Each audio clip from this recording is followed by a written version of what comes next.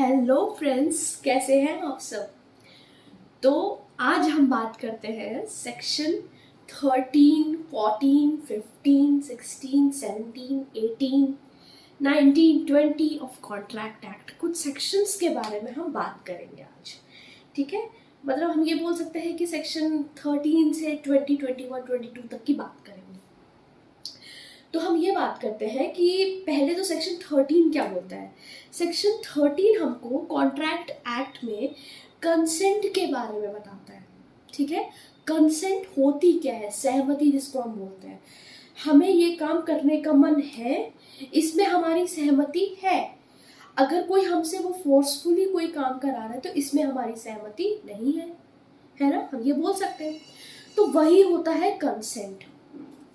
Section 13 में आता है हमारा कंसेंट।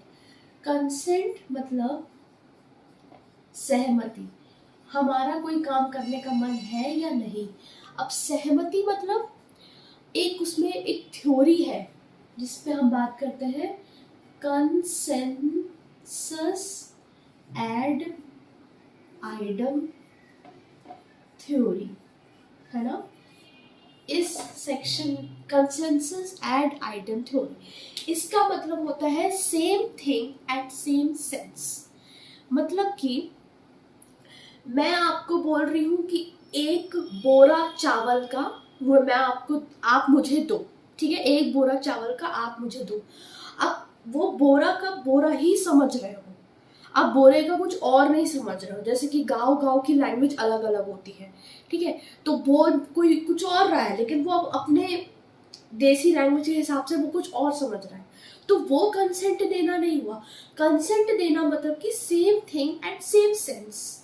ठीक है, तो अगर हम बात करते हैं कंसेंसस एड आइडम थ्योरी, ये उसी के बारे में बताते हैं, same thing at same sense. ये हो गया हमारा कंसेंट। ठीक है, अब हम बात करते हैं सेक्शन 14 में। इसमें सेक्शन 13 में सिर्फ कंसेंट ही था, कंसेंट के बारे में बात करता है कॉन्ट्रैक्ट एक्ट में, 1872 के एक्ट में। अब ये हमारा कंसेंट हो गया। अब हम बात करते हैं सेक्शन 14 के बारे में। सेक्शन 14 हमारा फ्री कंसेंट के बारे में बात करता है। अच्छा, consent can't be ever and ever free consent. Consent कभी भी फ्री कंसेंट नहीं होता। कंसेंट कंसेंट होता है, फ्री कंसेंट अलग होता है। ठीक है, फ्री कंसेंट। अब ना सेक्शन 14 में फ्री कंसेंट की जो डेफिनेशन दी गई है वो नेगेटिव डेफिनेशन दी गई है। ठीक है, कॉन्ट्रैक्ट में सेक्शन 14 में नेगेटिव डेफिनेशन दी गई है फ्री कंसेंट की। अब वो क्या क्या दी गई है आप देखो। फ्री कंसेंट मतलब कि ऐसी कोई कंसेंट जो कि कोएर्जन द्वारा ना ली गई हो। मतलब कोएर्जन मतलब सेक्शन 15 में दिया गया है धमकी। कोएर्जन मतलब धमकी देना किसी को, मतलब किसी को धमकी देकर किसी के प्रॉपर्टी के पेपर में साइन करवाना, किसी के माथे पे पिस्तौल रखकर और बोलना कि इस पे साइन करो ना तो फिर मैं तुमको उड़ा दूंगा। तो दैट इज कोएर्जन, धमकी देकर किसी की कंसेंट लेना सामने वाले से। तो अगर वो आपने कंसेंट ले भी ली, धमकी देकर आपने किसी के प्रॉपर्टी पे अपने उसके साइन करवा भी लिया, अपने नाम वो प्रॉपर्टी करवा भी ली, तो क्या उसके पास कोई ऑप्शन नहीं है अब वो अपना रोए बैठकर कि ये प्रॉपर्टी इसके नाम हो गई, इसके नाम हो गई, इसके नाम हो गई। तो ये भी अब हम पढ़ेंगे आगे। ठीक है, सेक्शन 19 और 19A में क्या बोलता है हम पढ़ेंगे। ये होता है कोएर्जन। जिसमें कोएर्जन होता है वो फ्री कंसेंट नहीं होती। नेगेटिव डेफिनेशन दी है सेक्शन 14 में। जिसमें अनड्यू इन्फ्लुएंस होता है वो फ्री कंसेंट नहीं होती। ये हमारा सेक्शन 16 है ना। What is undue influence. Undue influence मतलब कि ये ए है, ये बी है, ये फादर है, ये सन है, ये डोमिनेंट पोजीशन में है। ऑब्वियस बात है, जो फादर होता है वो डोमिनेंट पोजीशन में होता है और ये जो सन है वो है सर्विनेंट पोजीशन में। निम्नतर स्थिति जिसको हम कहते हैं सर्विनेंट पोजीशन। ये दोनों का रिलेशन कैसा है, फिड्यूशरी रिलेशनशिप है ना, मतलब विश्वास का संबंध हम जिसको कहते हैं। दोनों बाप बेटे हैं, दोनों के बीच ऑब्वियस बात है दोनों के बीच में विश्वासिक संबंध है।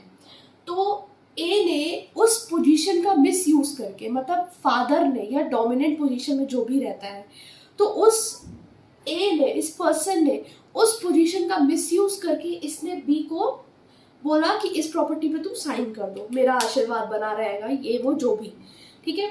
तो फिर बी बोलता है कि ठीक है। तो इस विश्वास के संबंध में, क्योंकि बी को लगा कि भाई मेरे पापा है, मेरे पापा मेरे साथ क्यों गलत करेंगे कुछ भी, तो बी ने करवा लिया साइन।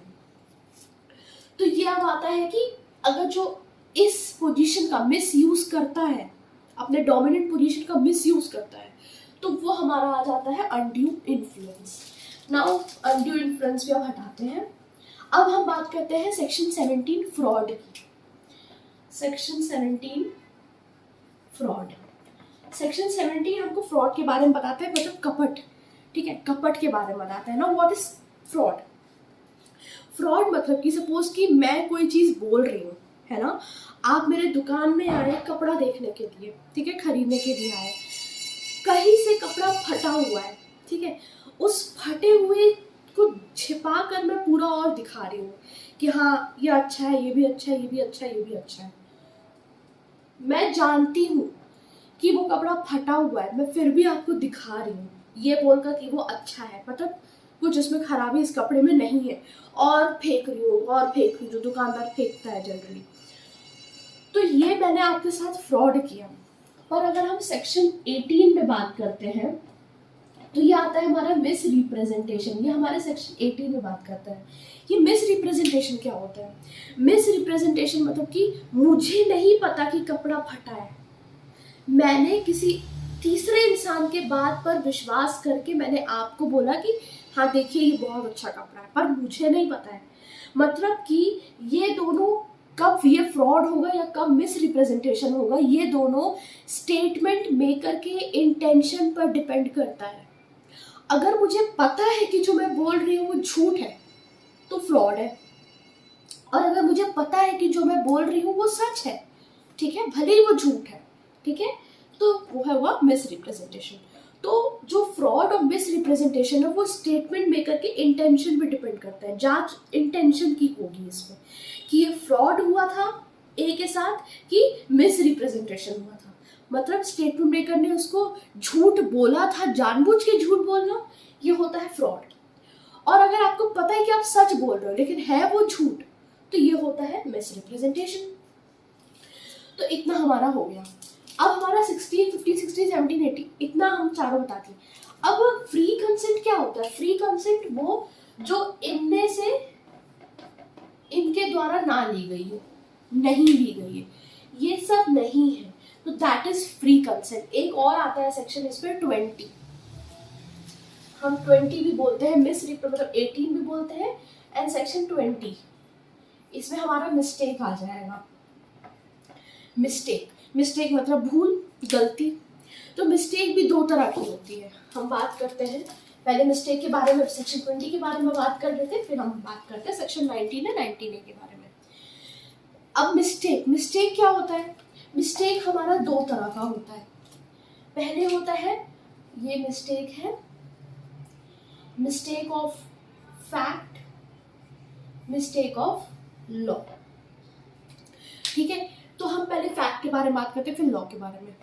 मिस्टेक ऑफ फैक्ट में अगर सपोज, ऑब्वियस बात है, किसी भी कॉन्ट्रैक्ट में जनरली दो पक्षकार होते हैं, पार्टीज दो होती हैं, तो इसमें सपोज एक पक्षकार की एक पार्टी ने, मतलब उसने मिस्टेक ऑफ फैक्ट, ठीक है, एक पार्टी का मिस्टेक ऑफ फैक्ट है, तो इसका जो इफेक्ट होगा, इसका इफेक्ट क्या होगा, मतलब अगर एक पार्टी का मिस्टेक ऑफ फैक्ट है तो क्या होगा? तो ये होगा कॉन्ट्रैक्ट नॉट वॉइडेबल, शून्यकरणीय नहीं होगा। क्या मतलब इसका? कॉन्ट्रैक्ट वैलिड होगा। अगर एक पक्षकार की मिस्टेक ऑफ फैक्ट है तो हम इसको डायरेक्टली बोल सकते हैं, इनडायरेक्टली बोल सकते हैं कि कॉन्ट्रैक्ट विल बी वैलिड। पर अगर दोनों पार्टीज की भूल हुई है, मतलब मिस्टेक ऑफ फैक्ट में दोनों ही पार्टी फैक्ट को जानने समझने में भूल कर रहे हैं, एक पार्टी भूल कर रहा है तो वैलिड है, पर अगर दोनों पार्टी भूल कर रहे हैं तो इसमें हमारा आ जाएगा कॉन्ट्रैक्ट इज वॉइड, या हम बोल सकते हैं वॉइड एग्रीमेंट, ठीक है, ये हमारा इसका इफेक्ट होगा वॉइड एग्रीमेंट। अब आता है मिस्टेक ऑफ लॉ में। मिस्टेक ऑफ लॉ भी दो तरह का होता है, एक होता है हमारा इंडियन लॉ और एक होता है हमारा फॉरेन लॉ। तो इंडियन लॉ और फॉरेन लॉ, ठीक है, ये हमारा हुआ इंडियन लॉ और ये हमारा हुआ फॉरेन लॉ। तो फॉरेन लॉ की जो भूल होगी, फॉरेन लॉ की जो भूल होगी, इसका एक्सक्यूज होगा, ठीक है। और फॉरेन लॉ की उसका वही इफेक्ट होगा जो जो दो पक्षकार थे उनका जो इफेक्ट हुआ था। दो पक्षकार का क्या इफेक्ट हुआ था? वॉइड हो गया था, ठीक है, वॉइड एग्रीमेंट हो गया था ना, उसका इफेक्ट। तो फॉरेन लॉ की वही इफेक्ट होगी जो दो पार्टीज के भूल का, मिस्टेक ऑफ फैक्ट का हुआ था। लेकिन जो इंडियन लॉ है इसमें कोई एक्सक्यूज नहीं, मतलब हम बोल सकते हैं कि विधि कोई भी, अगर हम बोले तो विधि की भूल एक्सक्यूज नहीं है, ठीक है।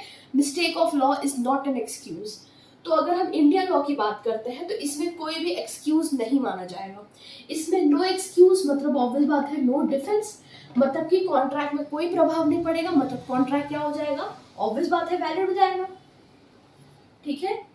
तो इस अगर सपोज हम फिर से बोलते हैं एक बार कि अगर एक पार्टी के द्वारा मिस्टेक ऑफ फैक्ट हुआ तो ये हो जाएगा नॉट वॉइडेबल, मतलब वैलिड।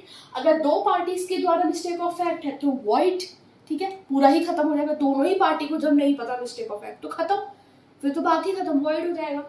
जब अगर इंडियन लॉ की मिस्टेक हुई है तो इसमें कोई एक्सक्यूज नहीं होगा, इसमें कोई डिफरेंस नहीं मिलेगा, मतलब कॉन्ट्रैक्ट वैलिड ही रहेगा, ठीक है। कॉन्ट्रैक्ट जैसे चला आ रहा था वैसे ही चलेगा।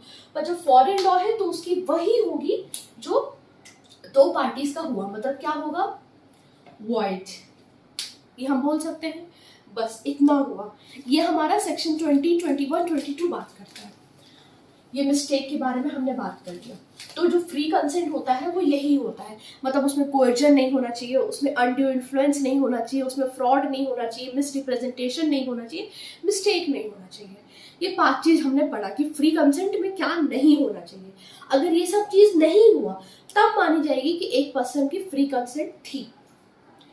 अब आता है हमारा सेक्शन 19 और 19A जो हमने छोड़ दिया था बीच में। सेक्शन 19 है, पहली बात तो वॉइडेबल कॉन्ट्रैक्ट डिफाइंड कहाँ है, हम बात करते हैं वॉइडेबल कॉन्ट्रैक्ट की। Voidable contract is defined under section 2I of contract act. तो 2I, अब 2I में हम अगर दो की बात करते हैं, ये 19 है, ये 19A है।